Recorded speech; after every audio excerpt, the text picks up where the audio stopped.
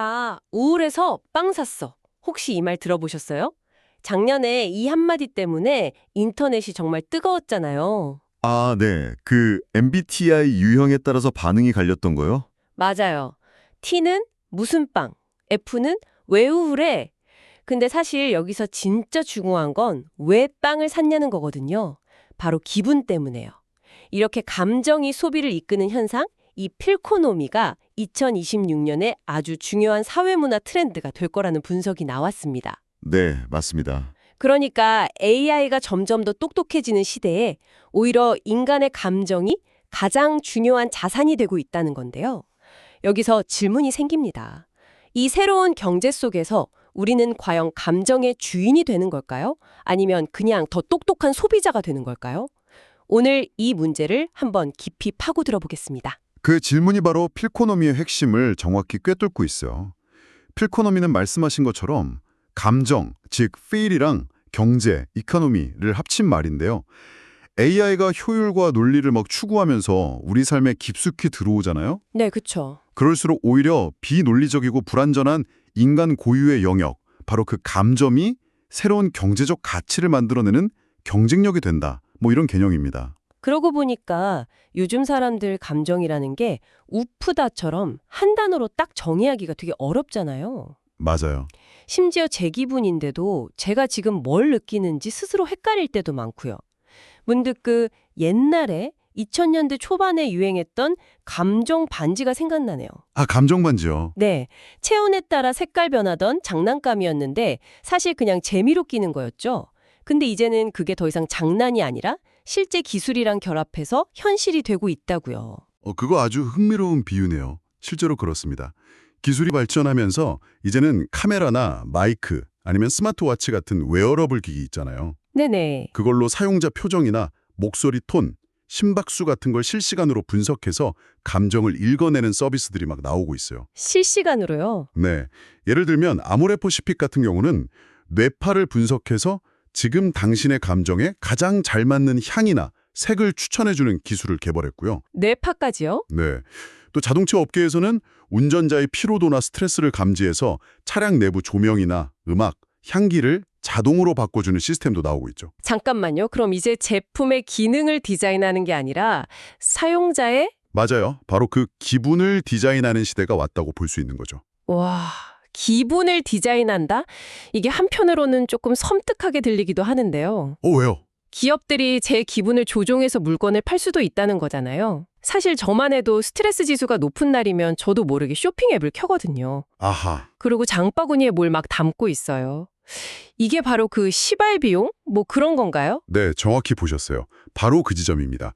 시발 비용, 홧김 비용처럼 스트레스 받아서 하는 충동적인 소비. 네네. 혹은 뭐 힘든 하루 끝에 오늘 고생한 나를 위한 보상 이러면서 평소엔 비싸서 망설이던 디저트를 산다거나. 아, 그건 정말 다들 경험 있을걸요? 그렇죠.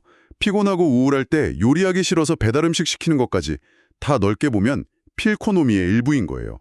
내 기분을 달래려고 지갑을 여는 거죠. 네, 뭐 그럴 때 잠깐은 기분이 나아지는 것 같기도 하고요. 그런데 이런 현상의 이면에 좀 더 생각해 볼 문제가 숨어 있다고요. 감정의 외주화라는 개념이 있던데 이건 뭔가요? 그게 바로 필코노미의 그림자라고 할 수 있습니다. 그림자요? 네. 말 그대로 불편하거나 다루기 어려운 감정을 내가 직접 마주하는 대신에 돈을 내고 다른 사람이나 서비스에 떠넘기는 현상을 말해요. 단순히 기분 전환을 위한 소비를 넘어서 감정 처리 자체를 아웃소싱하는 거죠. 아, 그거요. 일본의 사직 대행 서비스가 딱 그 예시겠네요. 맞습니다. 회사에 그만둔다고 말하는 그 어색하고 불편한 순간을 피하려고 우리 돈으로 한 25만 원에서 50만 원 정도 내는 거잖아요.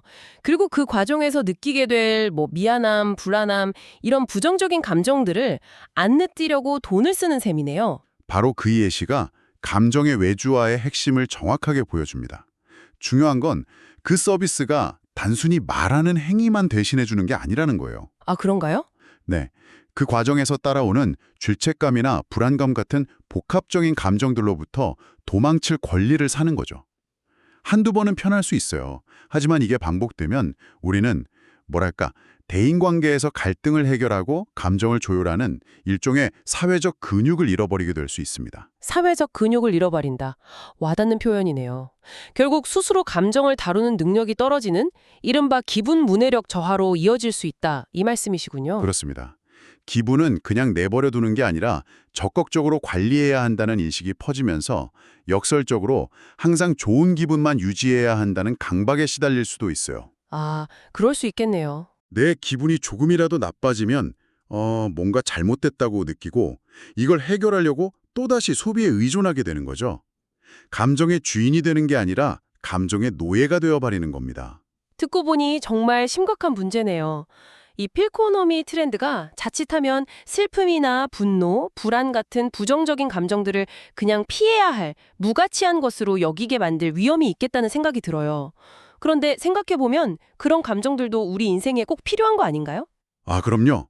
오히려 생존과 성장에 아주 필수적인 역할을 합니다. 필수적이다. 네. 우리는 보통 긍정적인 감정은 좋은 것, 부정적인 감정은 나쁜 것, 이렇게 딱 잘라서 생각하기 쉬운데요. 심리학적으로 보면 모든 감정은 저마다 중요한 기능과 목적을 가지고 있거든요. 예를 좀 들어주실 수 있을까요? 특히 분노 같은 감정은 보통 되게 파괴적이고 피해야 한다고 생각하잖아요. 네, 그렇죠. 분노가 우리한테 어떤 긍정적인 역할을 할 수 있죠? 아주 좋은 질문입니다. 물론 통제되지 않는 분노는 파괴적일 수 있죠. 하지만 공분, 그러니까 공적인 분노는 사회를 더 나은 방향으로 이끄는 강력한 동력이 됩니다. 아, 공적인 분노요? 네. 예를 들어 사회 부조리를 고발하는 영화를 보고 관객들이 함께 분노하고 이게 여론이 돼서 국민청원이나 법 개정으로 이어진 사례들이 많잖아요. 맞아요, 맞아요. 그 분노가 없었다면 사람들은 그냥 안타깝네 하고 넘어갔을 문제들이죠. 이처럼 분노는 우리가 뭘 중요하게 여기고 또 무엇이 잘못되었는지를 알려주는 강력한 신호등 역할을 하는 거예요. 그렇군요. 분노가 정의를 향한 에너지원이 될 수도 있다는 말씀이시네요.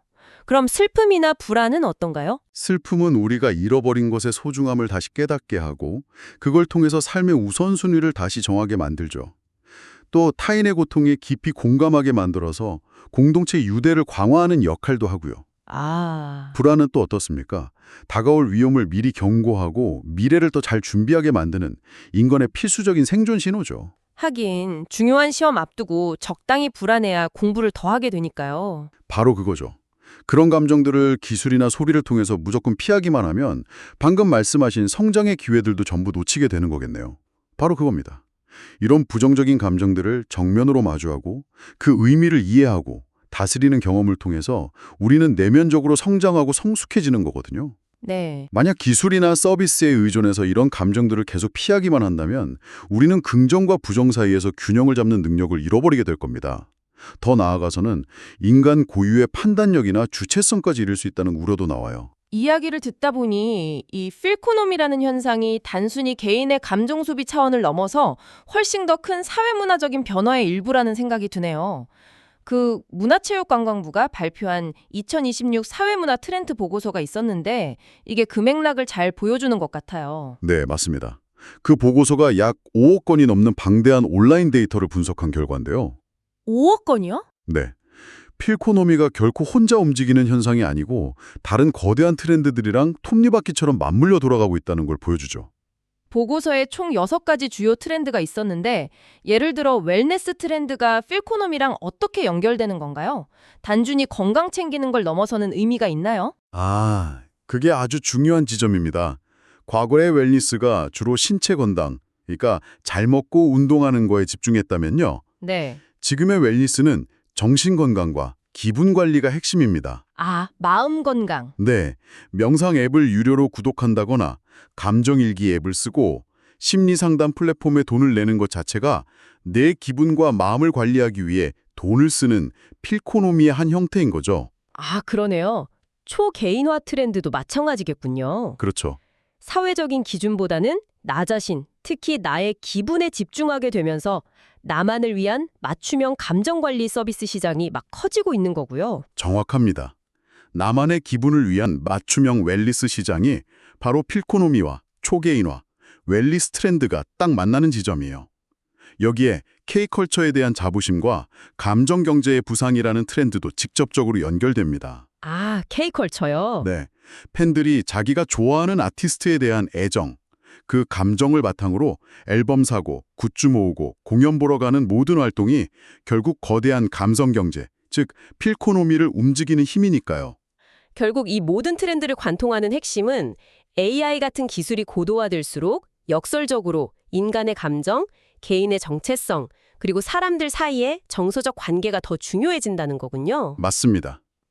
필코노미는 바로 그 거대한 흐름 속에서 나타나는 하나의 중요한 단면이고요. 네. 기술이 채워줄 수 없는 그 인간적인 공백을 채우려는 욕구가 새로운 시장과 문화를 만들어내고 있는 겁니다.